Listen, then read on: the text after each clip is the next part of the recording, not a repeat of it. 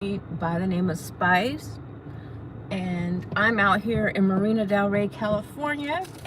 I have a doctor's appointment at 5 so I put a destination filter in, and I already got 2 customer requests. I am so mad that I have to go to a doctor's appointment.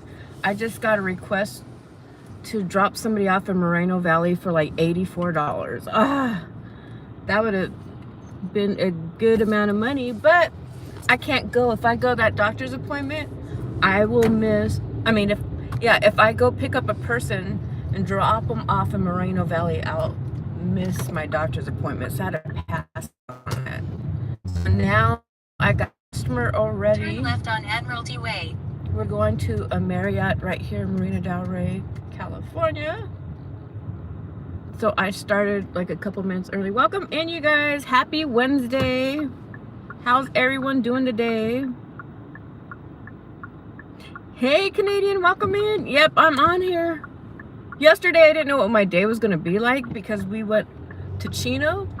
So I didn't turn it on and go live. But I'm about to pick up a person, so I'm going to have to flip the camera around. You're welcome to park or camp out on my stream for a couple minutes until I take this person to their destination. This is the Marriott in Marina Del Rey. They have a cool rooftop bar. It's a really nice hotel. There's 2 Marriotts out here. Oh, it's starting to snow here. Oh my God. It's raining over here. It's been raining all day. So I'm picking up someone named Brandon.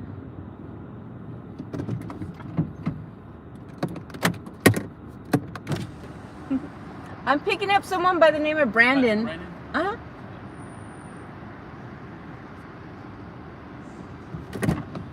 Thank you very much.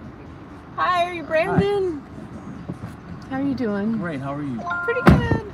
Head to your drop-off at Hertz Rent a Car. Let's see what this is. Turn right on Admiralty Way.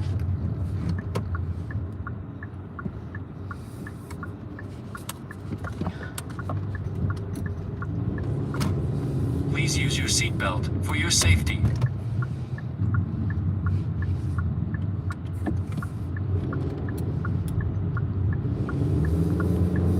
In case you're at all. Support for NPR comes from the station. Using the second lane from the right, proceed straight on Ocean Avenue.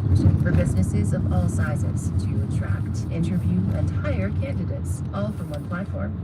Learn more at Indeed.com/NPR. From Eric and Wendy Schmidt, through the Schmidt Family Foundation, working toward a healthy, resilient, secure world for all. On the web at theschmidt.org. And from the Public Welfare Foundation, committed to advancing transformative youth and criminal justice reforms. From NPR News, this is All Things Considered. I'm Elsa Chang. And I'm Mary Louise Kelly. What if the only way Ukraine can win its war against Russia is to stop fighting? Well, that's a controversial question, especially inside Ukraine, which has not stopped our next guest, who is in Ukraine, from asking it. Yulia Mendel had a front row seat to the run-up to the war. She was President Zelensky's press secretary from 2019 to 2021. She has since left the government, and she has written a piece now for Time magazine, headlined... In a quarter-mile, turn right on Venice Boulevard. Now, Yulia Mendel's on the line from Kyiv. Hi there. Hi, thank you for having me. So, in a sentence or two, what exactly are you arguing for? That this is a peace deal that would not be a surrender to Russia, but would involve territorial concessions?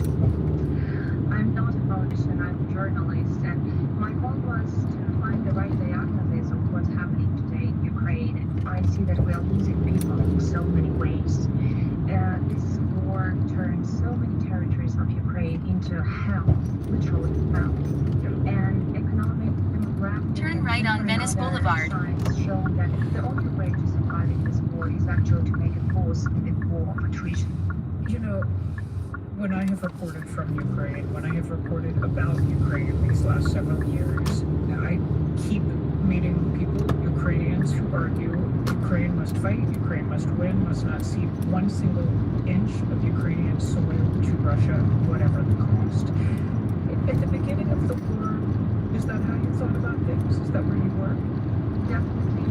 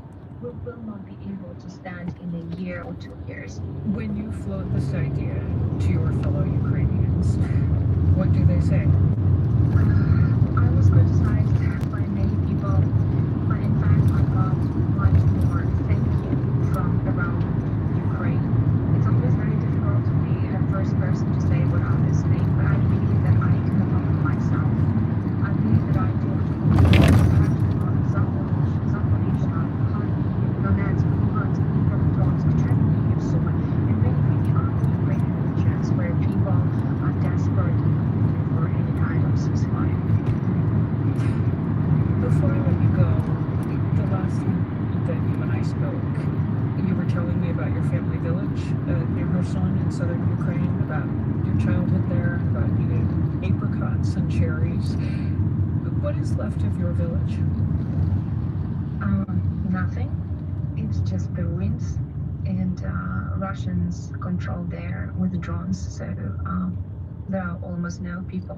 People cannot drive there anymore because Russian drones are making safari and they are hunting people there. It's not livable right now, unfortunately. But thank you for asking, and that's what I mean. You know, we are talking brave, but I think it's much braver to realize our weaknesses and to tell the world that we want to be strong in leadership, and strong leadership means to take care about the people and to find the solutions to preserve the country.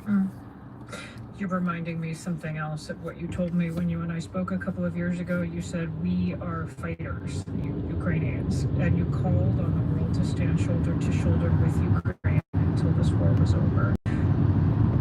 What would your message be today to Americans listening? Ukraine would not exist if Americans did not stand with us. Today's we stand as an independent country. I ask you to understand that if you want us to be an independent country, if you want Putin not to come to Kyiv in a year or a year and a half, help us develop this process to a peace that will be just, but also will help us survive this invasion. That is Yulia Mendel, former press secretary to Ukraine's President Volodymyr Zelensky. Her book about Ukraine is titled The Fight of Our Lives. Thank you. Thank you very much for having me.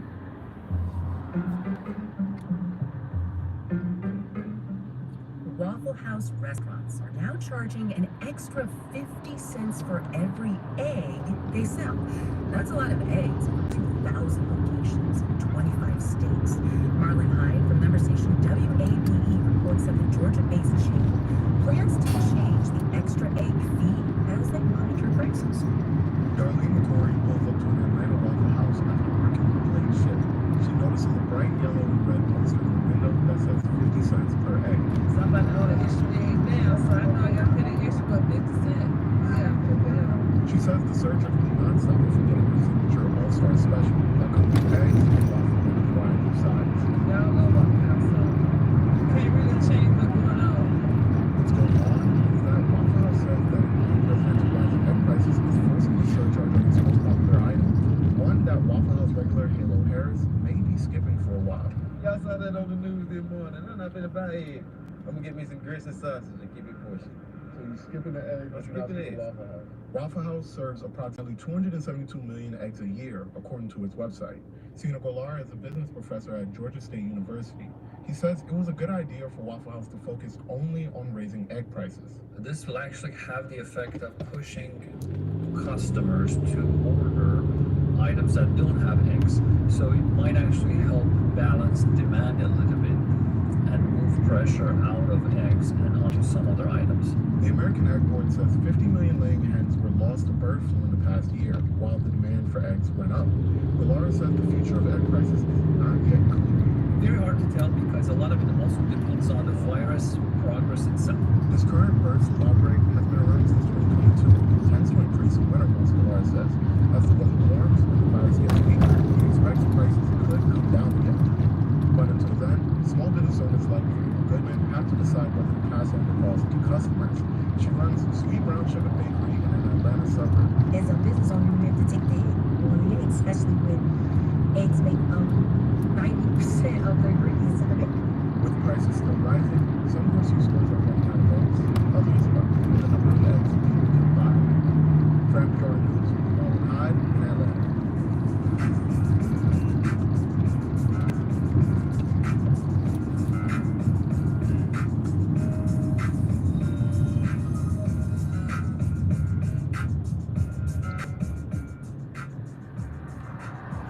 It's NPR News.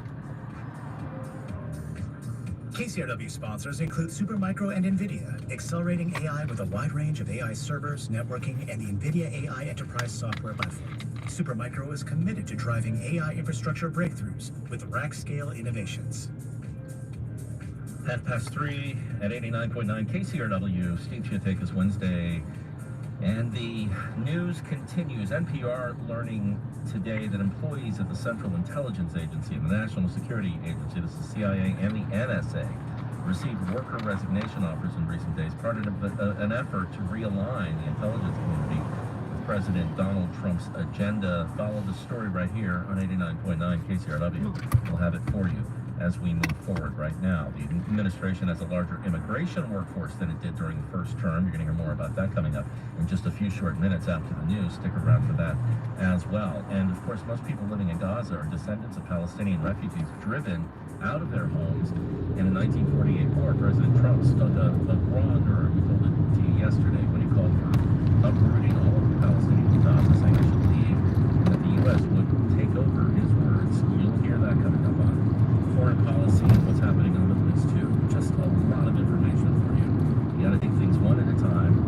We're gonna dive into it one at a time right here on 89.9 KCRW and online at KCRW.com. You can also download the app, Android, iOS, however you get your apps. It's 3:30. Live from NPR News in Culver City, California, I'm Dwayne Brown. One day after President Trump proposed taking control of the Gaza Strip in the Middle East and redeveloping it, his new defense secretary, Pete Hegseth, said the Pentagon was prepared to look at all options. Hegseth met today with Israeli Prime Minister Benjamin Netanyahu at the Pentagon. We have no greater ally in the state of Israel. We're honored to stand alongside you, stare down many of the same threats that you do. And under President Trump's leadership, just like you, where we are totally committed to achieving peace through strength, through standing with Israel on our side, putting America first, and never backing down. The White House says Trump has not committed to putting U.S. troops in Gaza as part of his proposal, but Trump's idea has prompted international condemnation, with even some Republicans in Congress pushing back. In Georgia, a judge has thrown out a felony case against a former state prosecutor accused of interfering with a police investigation into the murder of A quarter-mile turn left on Sawdell Boulevard using the left lane. tells us it was the black jogger chased and killed by 3 white men in 2020, but no arrests were made until months after video of the crime came out. The ruling ends the misconduct trial of former Brunswick District Attorney Jackie Johnson, who was charged with violating her oath of office. Senior Judge John Turner agreed with the defense that the indictment should be dismissed on a technical flaw. Johnson testified this week that she never sought to shield Devon Harlan's killers from arrest. One of them had previously worked as an investigator in her office. Prosecutors with the Georgia State Attorney General's office had already suffered a setback on Monday when Judge Turner dismissed a second obstruction charge, saying there was not one scintilla of evidence that Johnson interfered with police. Debbie Elliott, NPR News. This is NPR. A librarian in Arkansas is suing her own county's judge after she was allegedly fired for speaking out against attempts to restrict access to books. Here's Andrew Limbaugh has the story. Patty Hector was the director of the Saline County Library in Arkansas starting in 2016. According to the lawsuit, starting in 2023, there was an effort led by a group called the Saline County Republican Women to complain about books that touched on race, sexuality, or had queer characters. After Hector defended those books in the media and in a public comment session, she was fired by Saline County. President Trump ordered a 10% tariff or tax on goods imported from China, Beijing retaliating with tariffs of its own on American-made goods. Postal Service says it will no longer exempt small deliveries from China to individual customers, ending a loophole that some e-commerce companies in China have exploited. On Wall Street today, stocks finished higher across the board, the Dow up 100 points. This is NPR. KCRW sponsors include Netflix presenting Emilia Perez, now nominated for 13 Oscars, including Best Picture, Best International Feature Film, and Best Director, Jacques Audiard, featuring the Oscar-nominated original song, El Mar. Support comes from UCSB Arts and Lectures, presenting Deuce Trio, February 19th at Campbell Hall. With a name inspired by the transliteration of the Farsi word for friend, Deuce Trio unites Comanche virtuoso Kehan Kalhor, Pipa star Uman, and tabla master Sandeep Das, together in a new collaboration that highlights the ancient traditions of Iran, China, and India in a distinctly 21st century program. Tickets at artsandlectures.ucsb.edu. WRW sponsors include Max, presenting the SAG, PGA, and WGA nominated HBO original series Hacks, starring Gene Smart and AI Biden. The new season continues to explore the complicated and hilarious relationship between Deborah Vance and Ava Daniels. Now streaming on Max. Support for NPR comes from the station and from Amazon Business, committed to being a digital purchasing solution for businesses so that growing a business is the main focus and not admin and paperwork. Learn about Smart Business Mind at AmazonBusiness.com. From Charles Schwab, offering investors choices like full-service wealth management, advice, investing, and trading on Thinkorswim. Learn more at Schwab.com. And from the John D. and Catherine D. Gutman Foundation at thatfound.org. This is All Things Considered from NPR News. I'm Melissa Bruce in Washington. And I'm Elsa Chang in Culver City, California. President Trump is making plans for immigration policy. Already, he's directing the Homeland Security Department and other agencies to arrest and deport more people. But while he has large expectations, the government may not have enough people to do the job. NPR immigration policy reporter Stio has been digging into this and joins us now. Hi, Humana. Hey, Elsa. Okay, so we understand that you ran the numbers on how big the Department of Homeland Security actually is. What did you find? The Homeland Security Department encompasses some 230,000 people and is home to 3 agencies: Customs and Border Protection, Immigration and Customs Enforcement, and U.S. Citizenship and Immigration Service. These are the ones that specifically handle immigration. And these include guarding border checkpoints, processing visas and asylum claims, and processing deportations. At the end of last year, I asked each one to tell me how many employees they had by the end of the last 3 presidencies, to see at least in recent history what each previous president was handing the next. And what did the numbers show? Well, in total, the workforce grew by about a fifth across all of DHS compared to when Trump started as president in 2017. The data showed that 2 agencies, Customs and Border Protection and Citizenship and Immigration Service, had a steady increase in hiring under Trump and then again under Biden. Now, ICE was the only agency to see a decrease, but not by much. By the end of 4 years of Biden, they seem to have lost 72 employees on paper. And ICE is the smallest of the 3, and end-of-year reports say that it has had a steady staffing level for decades across different businesses. Okay, so generally speaking, it sounds like Trump is getting more people, didn't necessarily lose many within ICE, but I know that your reporting shows the agency still has staffing problems that aren't going away anytime soon, right? Right, so even though 2 of the agencies, CBP and USCIS, saw an increase in staffing levels, the workload has also increased with time. The Biden administration tried to spur hiring through things like hiring bonuses, but it didn't always help. CBP, for example, has not been able to hire enough Border Patrol agents to meet staffing targets in recent fiscal years, and that's according to a recent government accountability report. Much of this is also not new.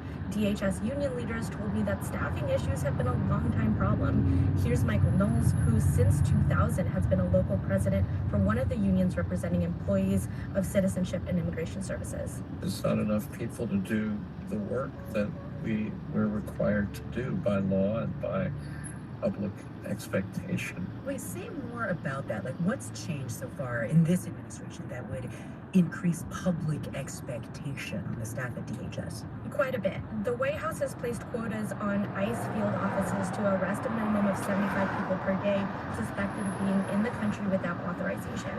Trump also signed into law the Lake and Riley Act, which could make more people easier to deport.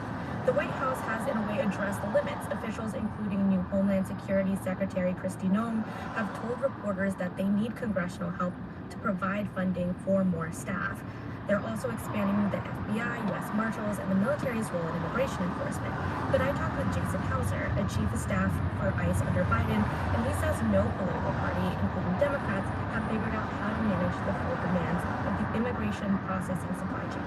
Yes, you can create more security at the border, more staffing, etc. That's going to increase encounters. When you increase encounters, you need more ICE staff, you need more USCIS staff, you need more Department of Justice staff.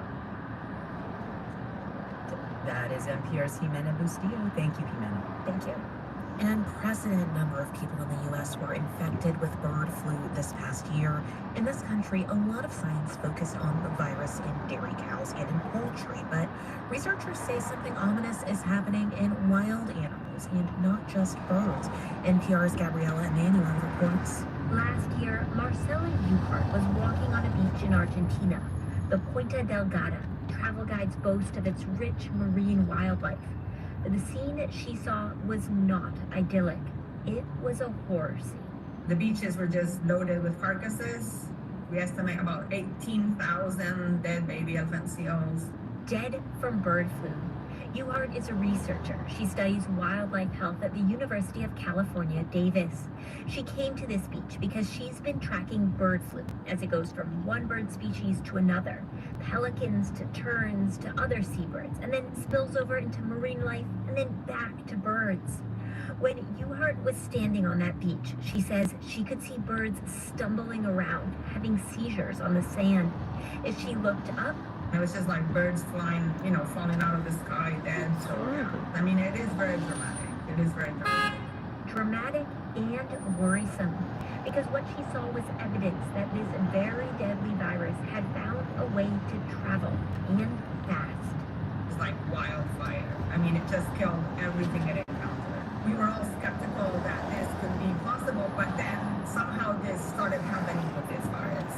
Now, this virus, H5N1, it's been around for decades. It originated in East Asia, infecting poultry, sometimes people, and it did periodically jump over into wild birds. But the virus killed them quickly before they could migrate, so the virus never took off globally. Then, about 5 years ago, the virus changed. Eric Carlson is the director of the Cambodian National Influenza Center. This new virus seems to be a bit more like dead bird flying, right? So a bird gets infected and will likely die eventually, but first, they seem to be able right to on West Pico still Boulevard. migrate further, and they contact another group of birds. They fly a little bit further, and that eventually gets all the way across the world. It's almost like a relay race, and that's what Michelle Villa has been mapping. She's at the Center for Pathogen Genomics at the University of Melbourne. She says infected wild birds carried the virus to North America a few years ago, and then South America. And then in South America, it traveled 6,000 kilometers fine in about 6 months, okay? So this is a virus that's not assisted by airplanes. This is a virus that's traveling by mass mortality after mass mortality after mass mortality after mass mortality. Now, she says the virus is racing around Antarctica. The problem globally is nobody knows how many wild animals the virus has killed. No one's counting. We have no idea. So it's been like a catastrophe. It is a global crisis. It's a catastrophe for the animal species and for the ecosystems they're part of. But on top of that, this matters for human health. People can get bird flu, but right now, the virus doesn't spread easily from one person to another. That could change. The estimates are millions of birds have been infected and tens of thousands of marine mammals. Just ahead, keep left onto Pontius Avenue. That's another chance for it to evolve. Flu viruses, including bird flu, are known for lots of genetic changes. So as it goes left onto Pontius Avenue. it makes them match their genes with one of their normal organisms. The resulting virus looks like of those two things. Scientists say this makes it particularly important for people to know what's happening in the animal world. That way, we can know what the virus might do in the human world next. Gabriela Emanuel, NPR News.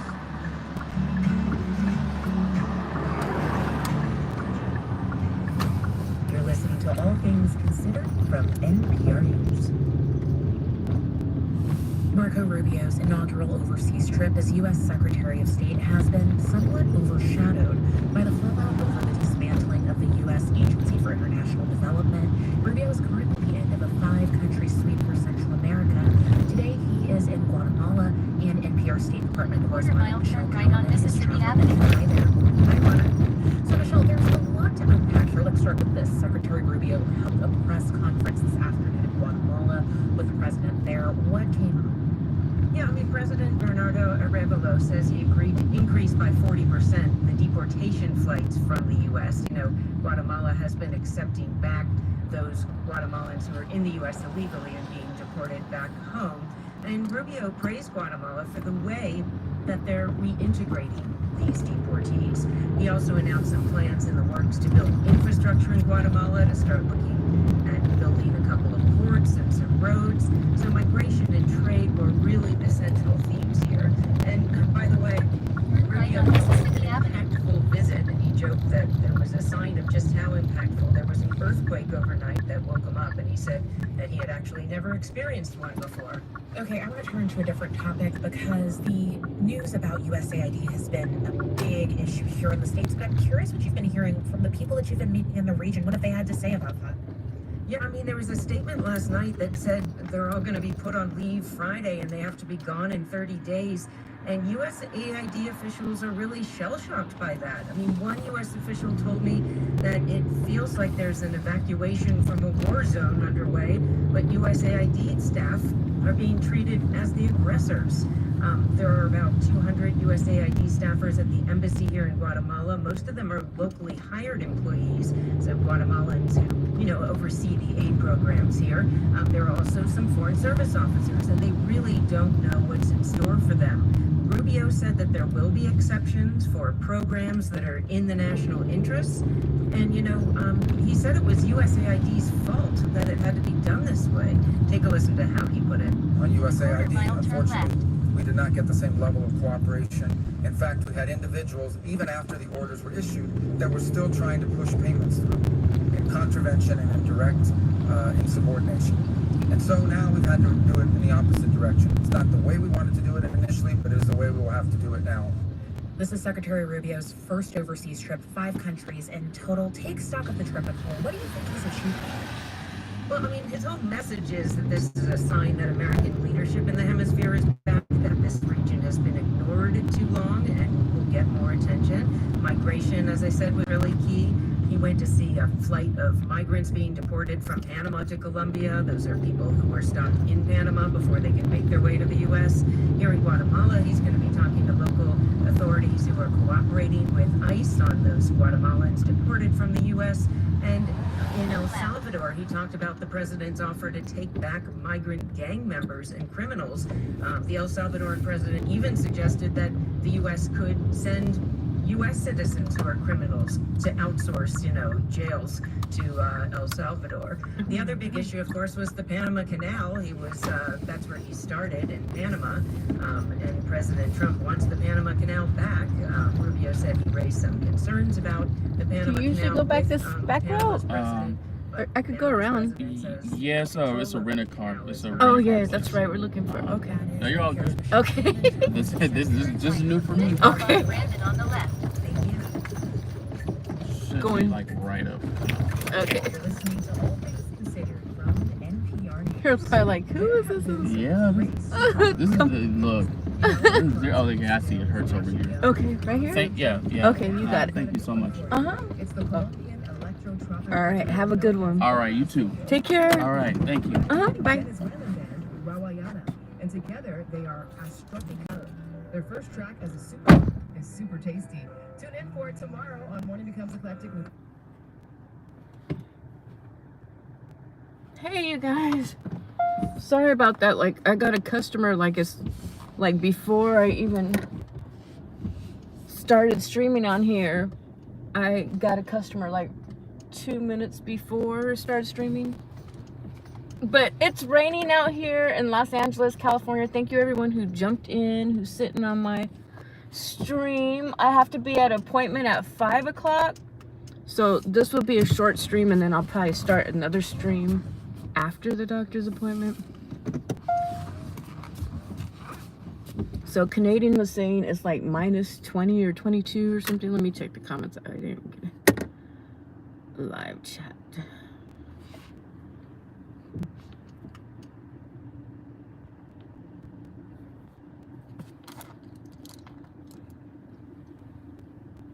He said this looks so clear compared to vertical. Thank you. She's just doing Uber and as a passenger, so she went, well, Talk. Good evening from Ireland. Hey, Carl Shell Train and Plane Channel. Me and you gotta talk because my friend wants to do a show on the Amtrak train, and we already started filming the trailer. Oh my God. And we travel on the Amtrak train out here in the US. -19 Canadian, I can't imagine. I just left work. It's starting to snow here. -19. That's outrageous. I've never been any temperatures like that, and I can't even imagine working like that. I'd be like, I am not working at all. Like the little conditions over here, I'm like, oh God, I don't know if I'm doing food deliveries today because it's raining. I'm like, maybe I should just drive people around. Do any of you guys do rideshare as well, or do you guys just do all food deliveries? And welcome in all the new people that will watch my replays or join my channel. Like I mentioned before, my name is Cassandra. Many people know me by the name of Spice. I've worked at the radio station. I'm an entertainment judge. Sometimes people call me like for music contests, car contests, to come and judge the talent that's there for like competitions. Some days I'm a teacher with foreign, well, I guess kids in Asia. I guess that'd be better to say foreign because my kids are actually out there already. But yeah, some days I'm a teacher, but the thing is, why I do this job a lot is because my students are in a different time zone than me, and it's like in the middle of the night, so it's difficult for me to be up in the middle of the night teaching. Especially when they have like all these different like requests. They don't want you like falling asleep while you're teaching and things like that. And it's like 2, 3 o'clock in the morning. So I don't know if I'm really suited for that, but yeah, that's one of my jobs that I can do. And I've worked like multiple jobs. I have a pastry business, Spices Bizarre Fun Treats. And I'm creator of the Spicy Divorce Party Planner Show. It's also on YouTube.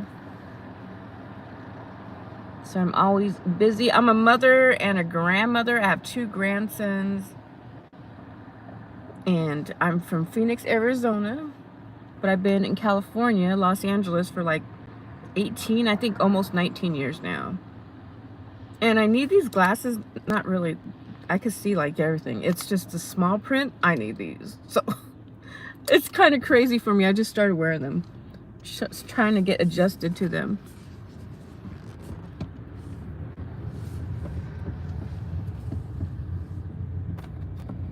Right now I have like where I could do deliveries or I could pick up people. But so far, I just had that one customer. And then I had 2 requests. And I really would have loved to do the first one. It was an $84 ride to Moreno Valley, California. But I just would have missed my doctor's appointment. So I'm like, why couldn't this request come any other day? Yesterday, I was out in Chino, California. I was supposed to get a pizza bag to dash for DoorDash because I hear you get better offers if you have the pizza bag on DoorDash. So our friend was Alex Sandoval. He's also on YouTube. He was busy dealing with family issues, so I can either reschedule to get the pizza bag from him another day or just order one on Amazon. I think I'll just order one on Amazon because where Alex lives, Chino is like probably a good hour and a half away from me. Taking a detour, what? Picking up Eric. Okay, where is Eric? I didn't know I had another customer. But okay. Maybe I pressed the button and already forgot. I have a customer to pick up evidently, and it's saying it's asking me, am I taking a detour? No, I just totally forgot. This person's probably pissed off at me. I gotta go pick up someone by the name of Eric, and I'm going the wrong direction. And it's rush hour traffic, so what do they expect?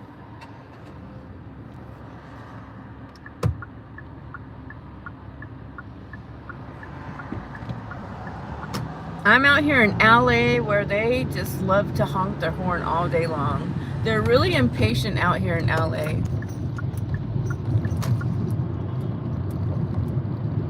That's one of the negative things about them. They don't like to wait for anything or anyone.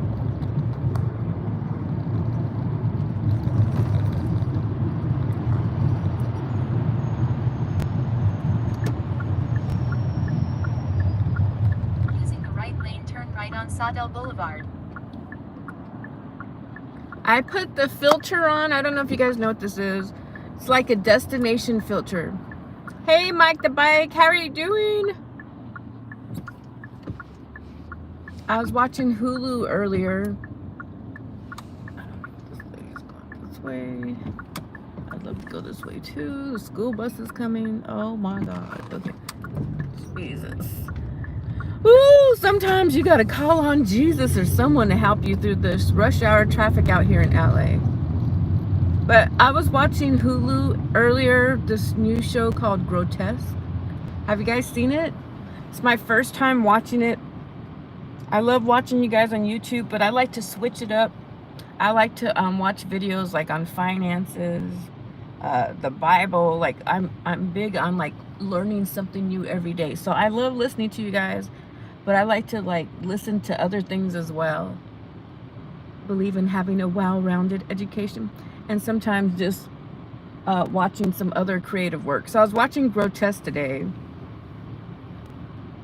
and there's like this murderer who's like using I don't know, he's like so gruesome. That's probably why the show is called Grotesque. He kills people and like positions them like in that look like passages from the Bible. Okay, I think this person decided, oh, I'm still picking up Eric. Okay, sorry you guys, I'm all over the place. The GPS like moved around, so I'm like, do I have this person or not? But yeah, have you guys seen Grotesque yet? It's pretty interesting. I just watched like maybe 2 or 3 episodes this morning. I don't know if it's like a horror show or if it's just like I don't know, like a detective investigative show. There's a nun on there who's a reporter, which I've never seen a reporter who's a nun. Using the right lane. And there's like a pastor who's like beating himself up in the episode. I'm like, oh my gosh, those religious fanatics. And they think there might be some like devil worshiping going on. Pretty interesting show. I just like to watch different TV shows. Since I went to film school, you know, film school, they want us watching different films and TV shows. Sometimes they're inspiration, we can learn from them. So I like to watch different things. What are you guys into? Tell me about your channel. What are the things that you like to do from day to day? Right on Tennessee Avenue, then pick up Eric. If you guys have any questions about Uber, let me know. Or food delivery, you could drop your comments in the comment section below, or any suggestions as well. Here we go.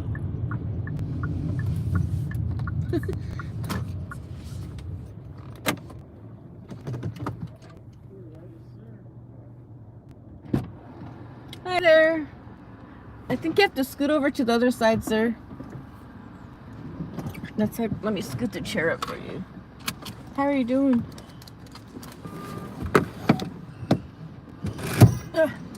Are you okay?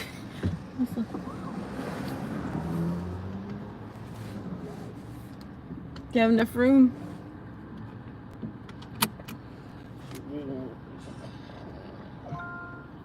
Head to your pickup on Tennessee. Head to your drop-off at 1196 Jessica Place. Okay. You in? All right.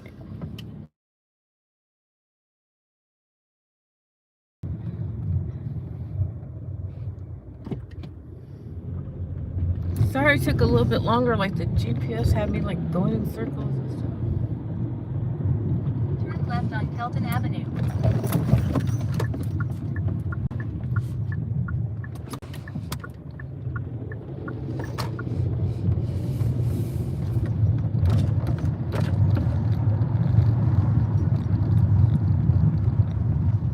Just ahead, turn right on West Pico Boulevard.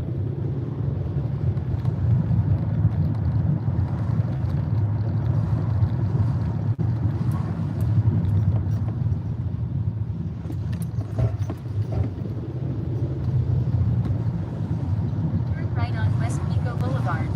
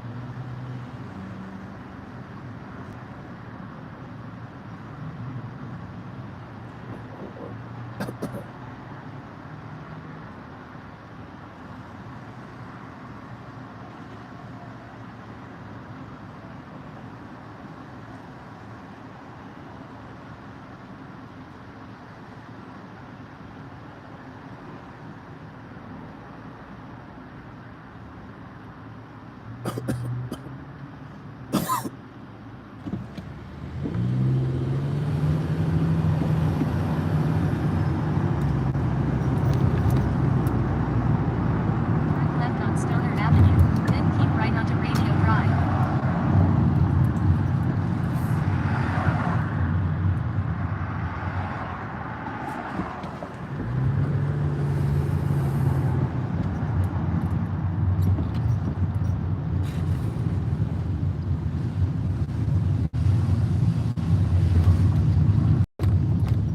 Keep right onto Radio Drive.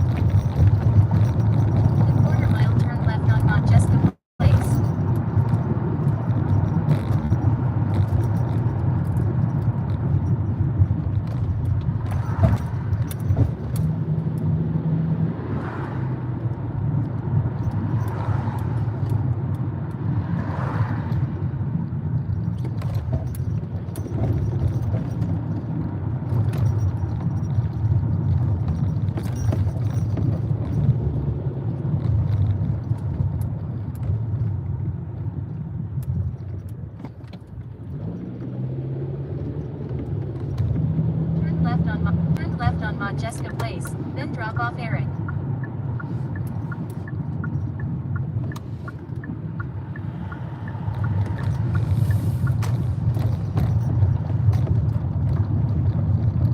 Drop off Eric.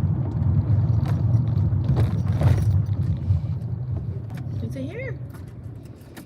Have a good day. Take care.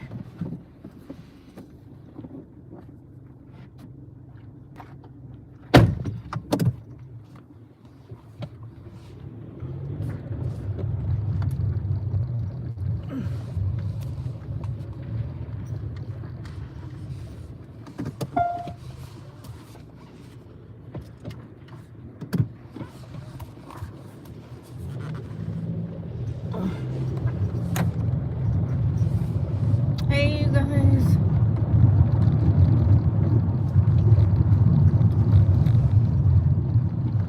So that dude sat behind me. I think there's a rule where the guys aren't supposed to sit behind you. I asked him to sit on the other side. He ignored me. I don't think he's well. I think he's sick or something. So if people are sick or injured, I don't mess with them too much. Just let them be sometimes. But really, I don't think the guys are supposed to sit behind me. Have you guys read that rule anywhere?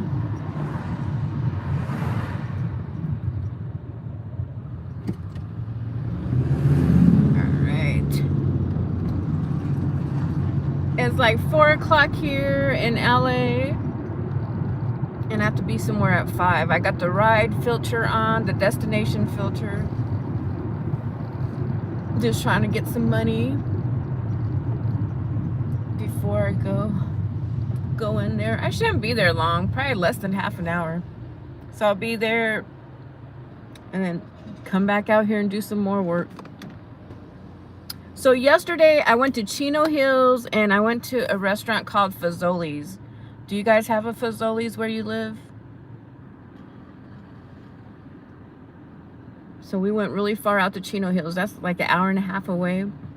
I picked up my friend Brittany. We went out there and we couldn't get in touch with Alex. So we had looked like a day before and knew that there's a Fazoli's out there.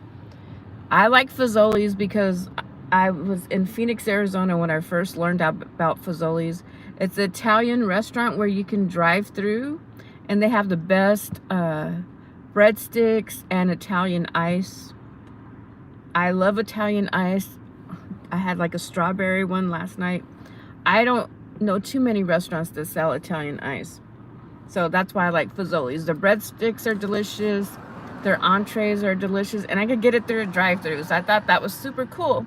But we were disappointed when they finally closed down the Fazoli's in Phoenix, Arizona. So we thought that was it. We'd never see a Fazoli's again.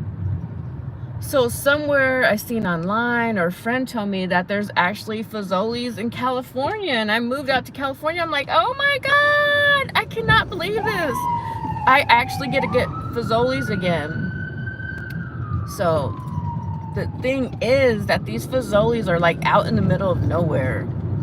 Like they're an hour and a half away from LA.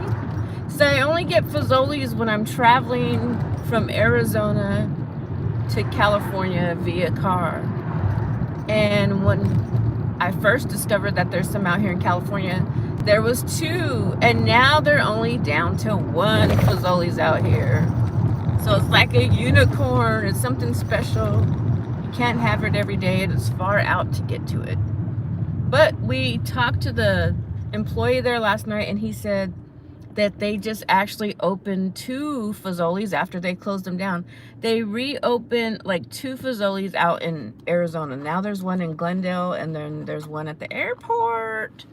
So now I don't have to get Fazoli's just by driving. If I'm ever flying into Phoenix, I could get some Fazoli's. And the gentleman said it's because it costs so much to have a business out here in California. That's why they decided not to open up multiple stores out here. So that's the Fazoli's update. I don't know if you guys know what Fazoli's is, but if you never tried them, you might want to. If you're out in Norco, California, which is close to Chino Hills, like 30 minutes away from Chino Hills. I'm still here Just about to get home. All right, Canadian, thank you for being here. That's my friend Canadian. He lives out in Canada. And it's like -19. I can't imagine being in -19. But that's what I think is cool, is that we get to see different parts of the world by having this community on YouTube. He does different gigs. He's done Amazon Flex. He does, I think it's the Walmart job. What is it, Canadian? Well, I know he's driving, so he delivers for Walmart as well.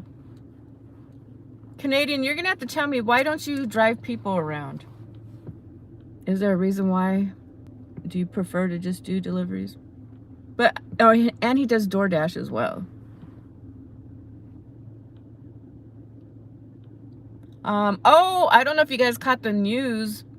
I thought it was pretty interesting because I have 2 videos on counting birds as I do this job, driving throughout Los Angeles.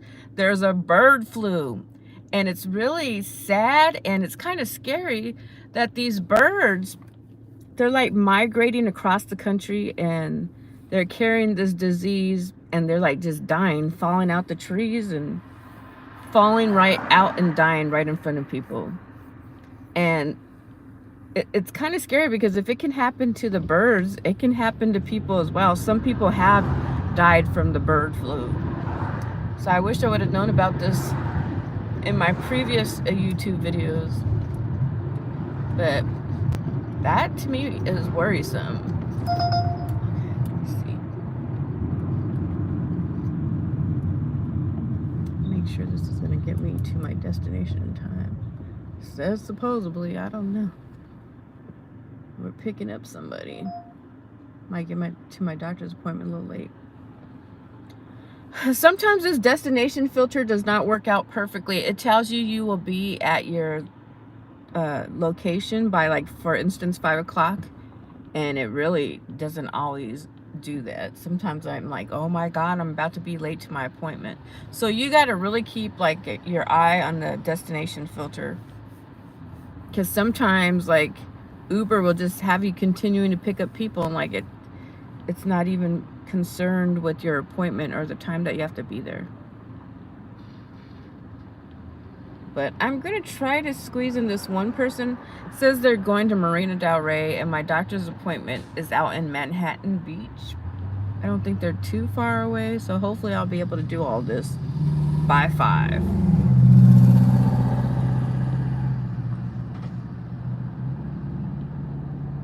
But yeah, that's what I found was interesting, listening to the bird flu.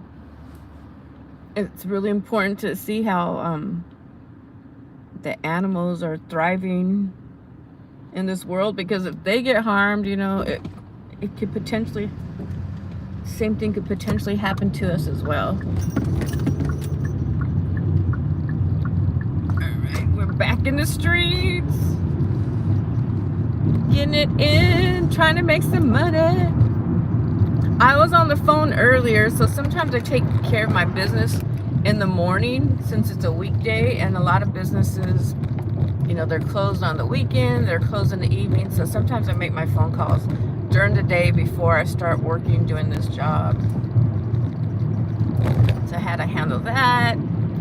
I heated up my food from last night and washed some dishes. A quarter-mile turn right. Which was long overdue, and I'm still not done washing the damn dishes. I have an automatic dishwasher, but I can't close the latch, so I don't know if I could figure out how to do that. Or I have to buy me a new dishwasher. I need a new dishwasher and a new refrigerator. Turn right, then pick up thingy. We are at the DMV. This is where you come and get your license, do the driving test and things like that. I don't know if where you live it's a pain in the ass, but it usually is a pain in the ass for us because you're sitting here for hours and hours and hours. Alright, let's see. This is my customer. Is anyone behind me? I've arrived. Bingy.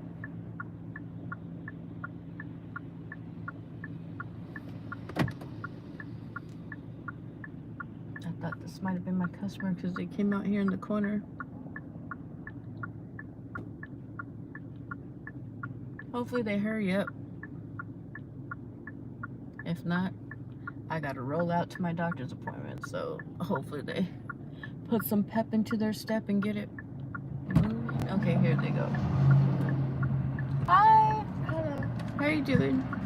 Let's see here.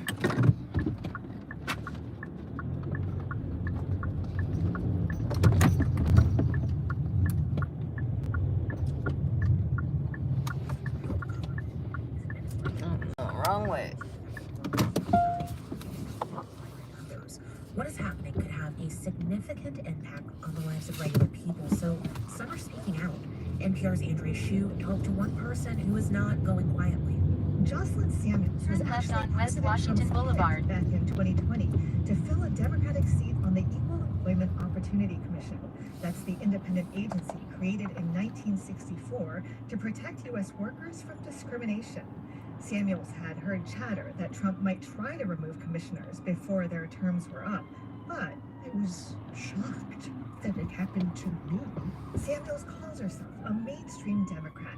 She's done civil rights work in the government dating back to the 1990s. She says her policy views haven't changed, nor did she try to obscure them when she was interviewed by the first Trump administration. And yet last week she was told, "You're out." The reason? My embrace of radical ideology and my position on DEI and the possibility of it make me unfit to serve. Which puzzled her, given Trump found her perfectly acceptable 5 years ago. So her conclusion? I think it is the perspectives of this administration that have changed. And that scares her. The EEOC, she says, plays a critical role protecting the civil rights of tens of millions of people who go to work in America.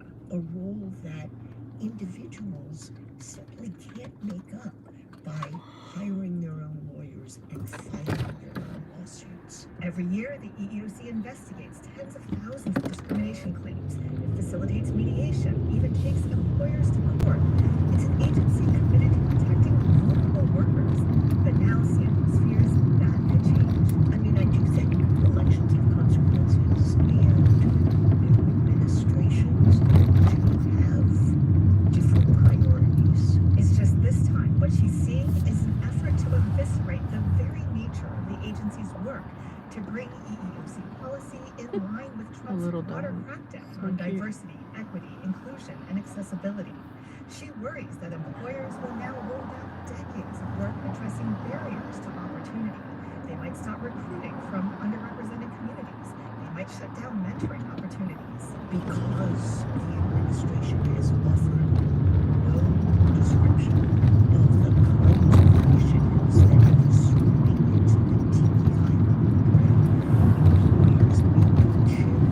Now the EEOC can't make policy changes yet, but once Trump appoints a new commissioner, Samuels expects an upheaval. The EEOC currently has guidance that makes clear that trans people are protected from harassment on the basis of gender identity.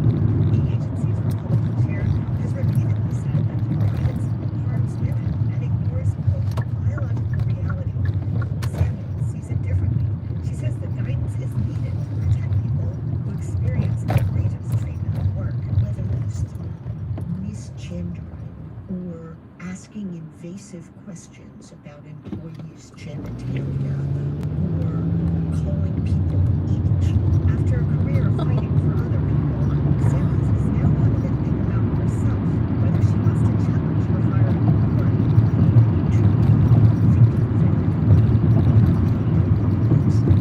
The Supreme Court ruled many years ago that presidents don't have the power to fire commissioners of independent agencies. Samuels doesn't want to become the case. That changes that. Andrea Hsu, NPR News, Washington. Today, the National Women's Soccer League agreed to a $5 million settlement over an abuse scandal that has rocked the league. In 2021, players accused coaches and other officials of widespread sexual harassment and emotional abuse. Attorneys General in New York, Illinois, and D.C. then held a joint investigation. Here's New York Attorney General Letitia James speaking today about the investigation. usage were not isolated incidents. It was systemic, pervasive, and enabled by a league that repeatedly failed to protect its player.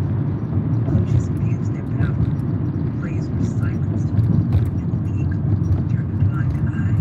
So, what does today's settlement mean for one of sports' fastest growing leagues? To help us answer that question, we're joined now by NPR sports correspondent Becky Sullivan. Hi, Becky. Hey. Okay, before we get into the details of the settlement, just catch us up on how all of this started. Yeah, this dates back a long ways. Basically, for years, players said they endured abuse that took a lot of forms: sexual harassment, sexual coercion, coaches who made advances at players or touched them without consent. There was also emotional abuse, control over food and housing. There was bullying, and coaches had, or at the time, had direct play over players' careers via trade or influence about whether they'd get a coveted call-up to the U.S. women's national team, and so players often didn't report it out of fear of retaliation. Wow. Okay, well, we heard Letitia James there say the league turned a blind eye. What did that look like?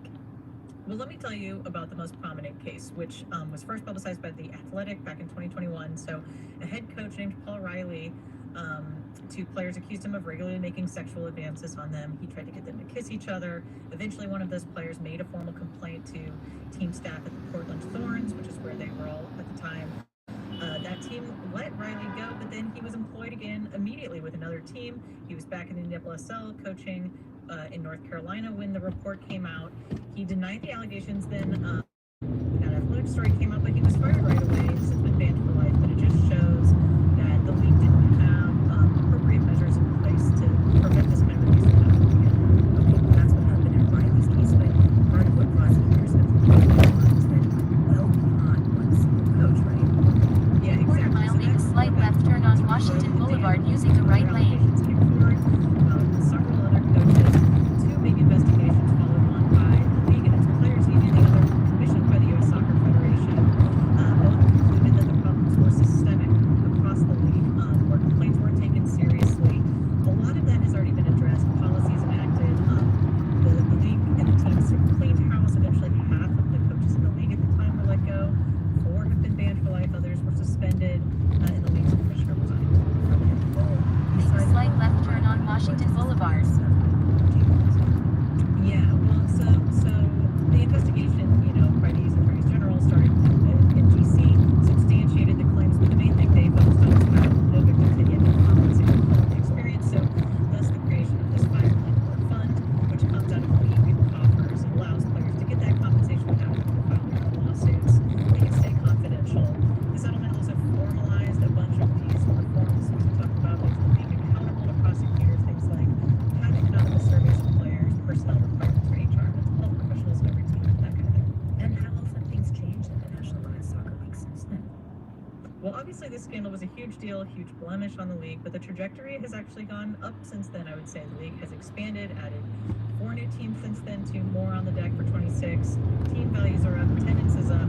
Not every problem has been solved, but overall I would say the league is in a much better place than it was a couple years ago. That is NPR's Becky Sullivan. Thank you, Becky. You're welcome.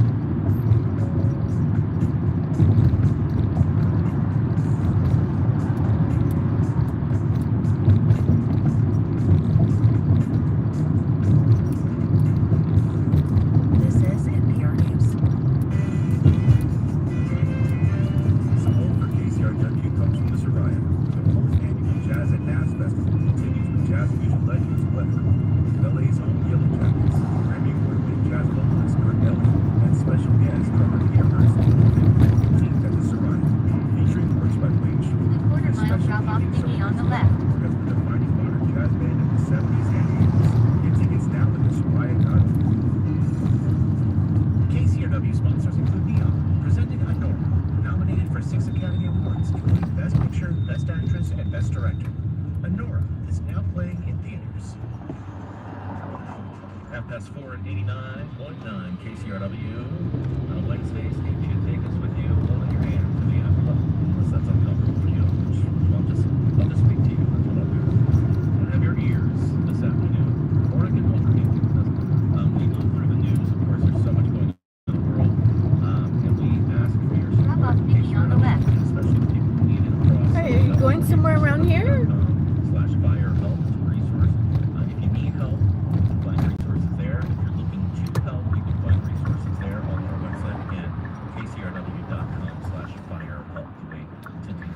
Yeah, there is some rain in the It's on the forecast left again. We side. have some rain Okay. overnight tonight. Is it a certain But it's business? off and some drizzle today.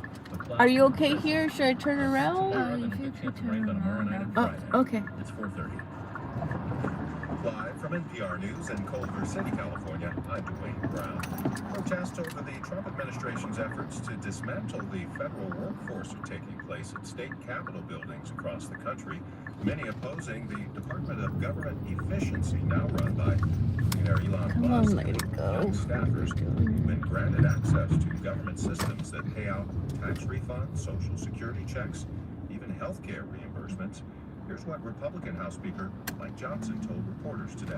The executive branch of government in our system Where has exactly the is right it to at? evaluate how Where's it executive at? branch Where do I take you agencies are to? operating, and to ensure Okay. that not only the intent of Congress in funding mechanisms, but also the stewardship of precious American taxpayer dollars Right here? Okay. is being handled well.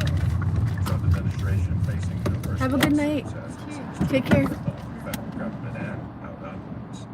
Meanwhile, about 400. All right, finally up out of here. Now I gotta head towards my doctor's appointment. I don't think I can have time for anybody else right now, because I think it'll take me like at least half an hour to get there. We'll see. Maybe they'll have a customer that's heading the same direction. Sometimes that happens. I still don't got my nails done. I'm seriously like just trying to pay my bills first before I go get my nails done. I can go do it, but I really like to handle my bills first. I've been watching like YouTubers on stuff like that. They say pay your bills before you buy like this. This is not a necessity, you know what I mean? I like it, but I'm trying to change some of my spending habits.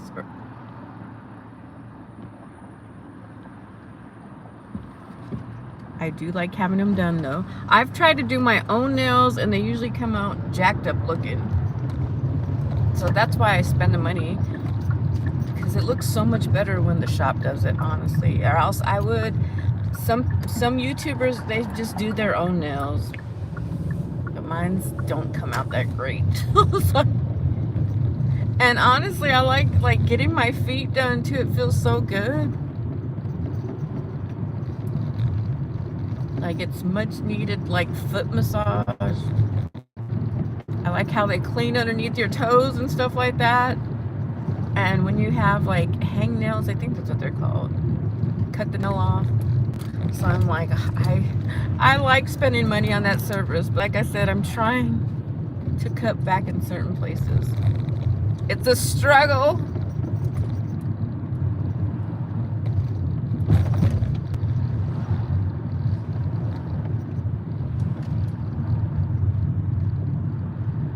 What have you guys accomplished so far in this first week of February? I accomplished paying some bills. That's accomplishment, you know. I had to get out here and grind in these different elements.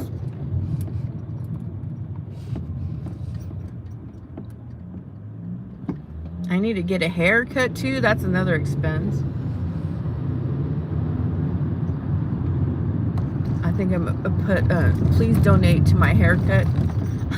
Please donate to my nails. I don't know. Instead of the coffee, I need my nails done. No. I appreciate anything that you guys send me. I love the coffee, because I'm a huge Starbucks fan. But lately I've been making like coffee at home, and I buy like coffee at Walmart. The little coffee pods, I've been using those a lot. And hot chocolate pods. And I make tea from there as well. Hey, you guys, welcome in. What's everybody having for dinner? For me, it's almost like dinner time. Depending on where you guys live, I might have missed your dinner. Did you guys already eat something? Someone gonna cook at the house? I know Canadian, they usually cook at the house, which is nice. Getting some homemade meals. trying to think what else I did today. I think that's about it. I took some clothes out the dryer machine. Basic stuff to do at the house. Nothing too exciting. Let's see here. Put my destination on. Still hasn't took me there yet. Have any of you guys been to Manhattan Beach?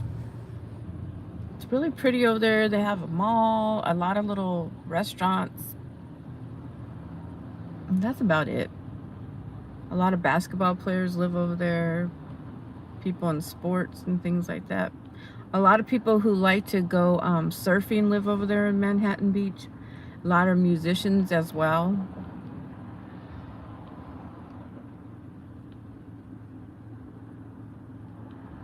I'm just enjoying this weather. I like the rain as long as like there's no major flooding. I enjoy the rain. Turn the screen around because we're going to be driving again.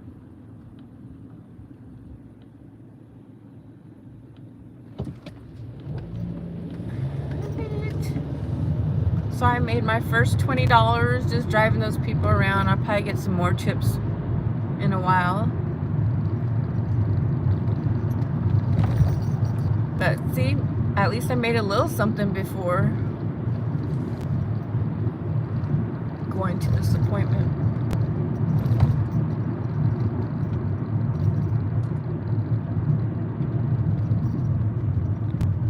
I need to go grocery shopping.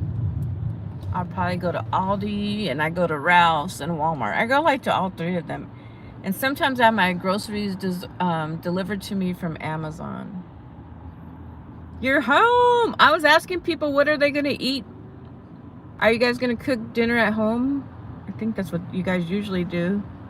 Have you guys decided on what you're going to eat tonight? Are you cooking or is the wife cooking? Are you going through the drive-thru? Thank you for being on my stream. I got like 20 minutes to get to my doctor's appointment. So you guys got to chill with me for like 20 more minutes. And then later on, I will be coming back on as well. We're going to...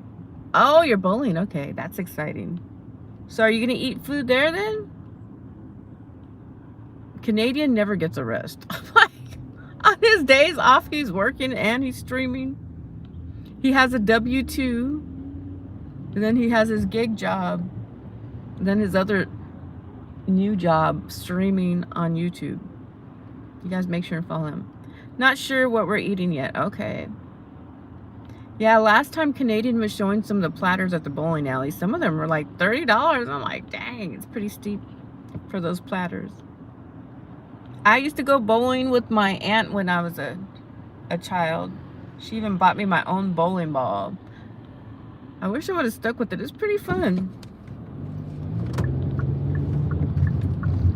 My aunt was more into sports than me. She works on cars and stuff. Here at the house, I think he said, let me see. Let me pull up to this red light and see what's going on here. There's the Audi in front of me.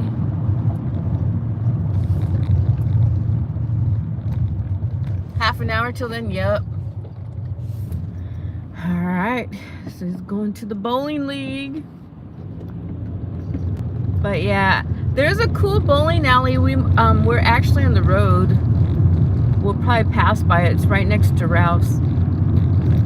Do you guys have bowling alleys that glow in the dark? I think that'd be a cool place to have a party at. The bowling alley.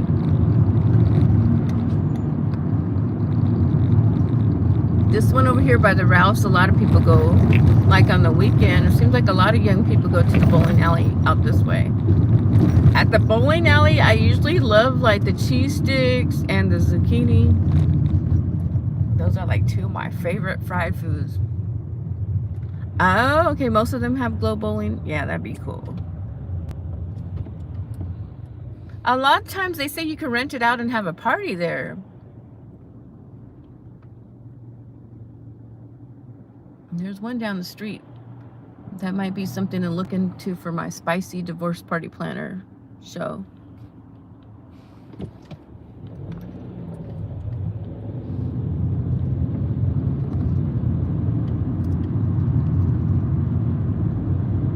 So yeah, viewers, if you guys are thinking about doing Uber, make sure and go through all my videos. There's some on safety. There's some different activities you can check out, like pass the time. We count like different things that we see. Like we've counted Waymo cars, we counted the birds, we counted the dogs. It just makes work a little bit more exciting, and sometimes you can ask your customers to participate in as well.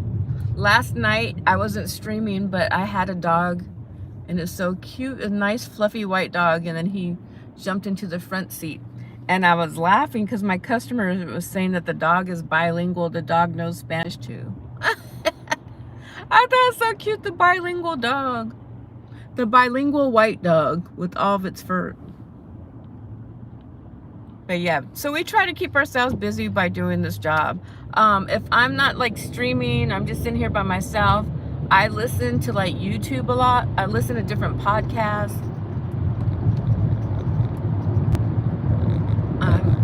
I believe in learning. Like, I think it's really important that we are constantly learning something new. It could be helpful, can help us save our lives. It can help us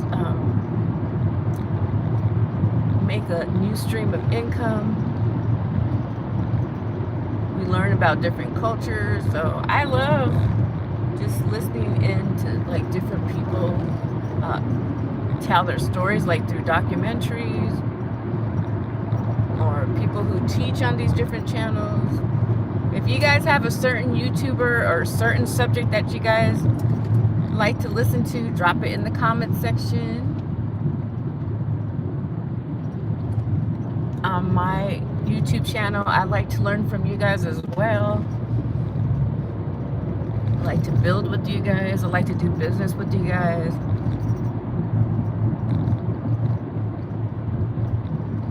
I believe in supporting those who support you.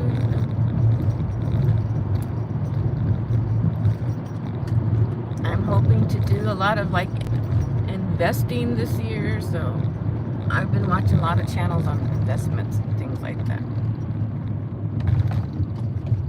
Ways to grow wealth, you know. But also I've been listening to some channels on the Bible, you know, so that we're not just focused strictly on money. I believe in being a good person and helping other people with whatever we have as well. I want to start a non-profit. Are any of you guys business owners? Well, we're self-employed, so that's considered a business. Do you guys have any other businesses besides Uber or DoorDash? Let me know in the comment section. Or if you're interested in creating a business, I'd like to hear about that as well. Sometimes I sell items online like clothing and women's jewelry and accessories. I've worked in retail for like over 20 years, so I love selling, and it comes to me pretty natural. I like selling stuff that I enjoy using or makes my life a little bit easier, so I enjoy selling stuff online.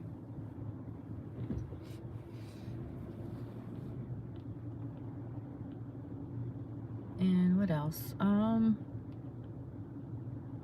I enjoy eating too. If you guys are on my channel, you guys will see me go to like a different restaurant almost every day. It's pretty sad. Sometimes 2 or 3 times a day. But I also watch YouTubers who try to teach you, you know, to save money and eat at the house. So I'm kind of, where's this one going to? It's going towards where I'm at. But there's no way, I won't have enough time. So we're gonna time this out. I'm gonna turn this off because they're gonna continue to give me trips, and there's just no way, because it says I have like 15 minutes to get to my destination. I think I'm pushing it. I'm probably gonna show up late. But yeah, you guys, so I love to eat. I love to do reviews on restaurants. I have a Yelp account. I'm trying to get to Yelp Elite. I like writing Yelp reviews because it helps the business owners. It helps get more people to their business. And I also like writing reviews so that other people will know, like, oh, this person doesn't do good business, or they're racist, or, you know, they treat people bad. So you guys kind of have like some insight to how some of these businesses or people operate. And I usually get treated good when I check in on Yelp and go to a restaurant. It seems like that the businesses try to give you the best treatment because they know you're going to write a review on them. I've gotten like free food, like from a restaurant named Mikhail's. Every time I check in on Yelp, they give me a free like family-sized cheese crisp. I pull up to certain gas stations, they give me free bottles of water. I love like when businesses give you something free for checking in. Do you guys go on Yelp as well? I'm a small pastry business and I give my customers a free pastry when they check in. And I also make sure that my drivers, my people who do deliveries, I make sure that they get a free pastry as well. Because look, I'm on both sides. I'm transitioning from, you know, doing deliveries to like establishing my own business. So I know firsthand how it is to be out here in these streets. So I want to make sure that my drivers, you know, that they're recognized. I know how much hard work it takes to be out in these streets and these different elements delivering our products. So I make sure that they always get something, that they are recognized, because honestly they do a great job of keeping our business going, like, and reaching new people and helping a lot of people. Like, doing these jobs, you don't realize, but there's so many people that have like disabilities. Like, I've seen customers that can't even walk to their door. They're on their knees, you know.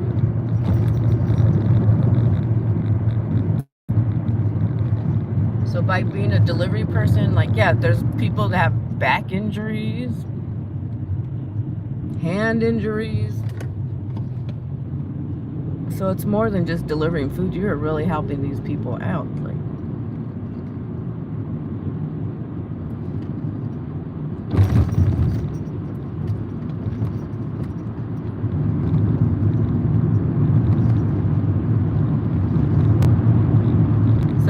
if you guys do this job, you know, I learn from going into these different restaurants.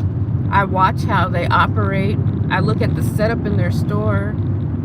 Like, I go to Jamba Juice a lot. I love Jamba Juice.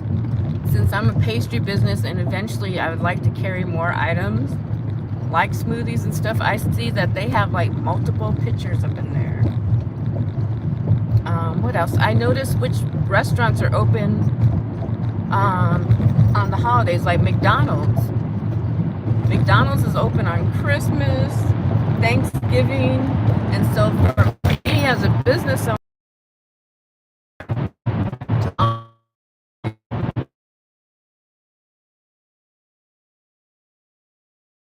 businesses are open in the middle of the night, because many businesses close at 9 or 10 o'clock and people still want to have like some late night snacks. I deal with college kids by doing this job. I know that after they get out the club, they still want some snacks. They still want somewhere to go hang out. They want something to eat. So I'm doing this job delivering. I'm learning by seeing how people move, what activities they do, what habits they have. So it helps if you become a business owner as well.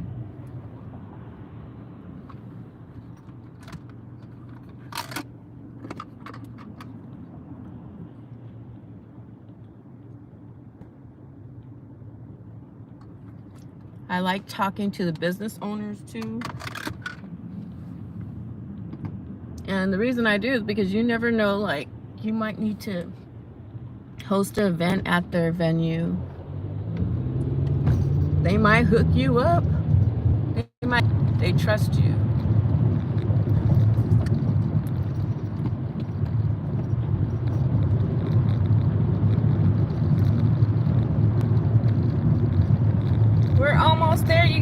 Hopefully I make it on time. Have like 11 minutes till I get to my doctor's appointment. Thank you guys for coming along with the ride. Like I said, if you guys ever have any questions, drop them in the comment section. Thank you for taking a glimpse into my life and for riding along with me. I have many helpful links in the comment section. I mean in the description section of my videos. Like if you want to become an Uber driver, there's a direct link in there in my description box.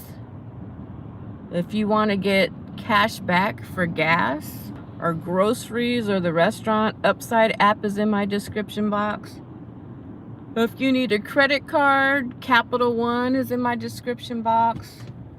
If you want to grow your YouTube channel, I have vidIQ in there, which helps generate beautiful thumbnails, helps you get ideas of what what video to post next, helps generate some ideas, helps you with keywords. So I love vidIQ. The link is there too. I have an Amazon storefront where I have like different snacks that I eat throughout the day. I have the Amazon link, so if you need a phone mount for your car, like some magnetic phone mounts, they're in my Amazon storefront. There's a lot of different links there. I use all of them. So I wouldn't put those links there unless I use them. I use each and every one of those links that are listed in there. Make sure and check them out. They'll be beneficial to you as a driver, as well as a person who streams or creates content. Alright, let's try to get... Oh, there's my favorite car wash right there. This is the only car wash I will go to, like on the right hand side. The El Segundo 5-minute car wash. Did you guys see those animal statues out there? It's the only car wash I know that has like elephants out there, scare characters, like vampires, Freddy Krueger. It's just like a mixture of different statues and fun things to look at as you go through the car wash. This is my favorite car wash. I think it's just so creative and so cool. And it takes a boring thing like the car wash and makes it like entertaining. I like it. I love creative businesses.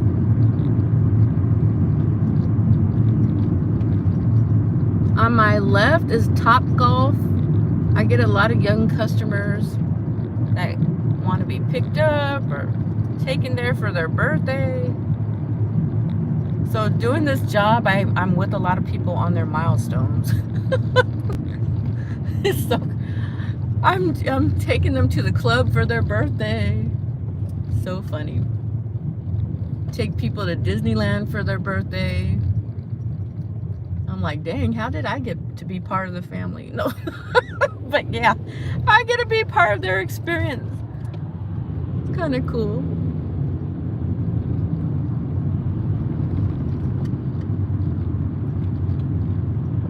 I also see people when they're going through rough times too. They got injured, they gotta go to the hospital, they're sick. I'm like, oh, I've seen it all.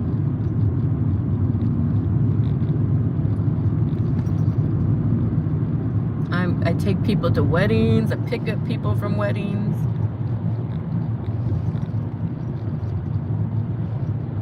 I take people to their court dates. I've seen it all, you guys. I've seen some things in my life doing this job.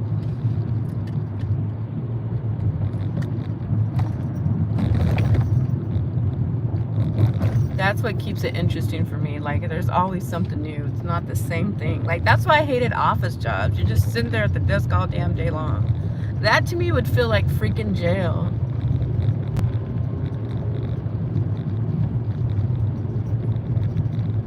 A lot of offices are just boring.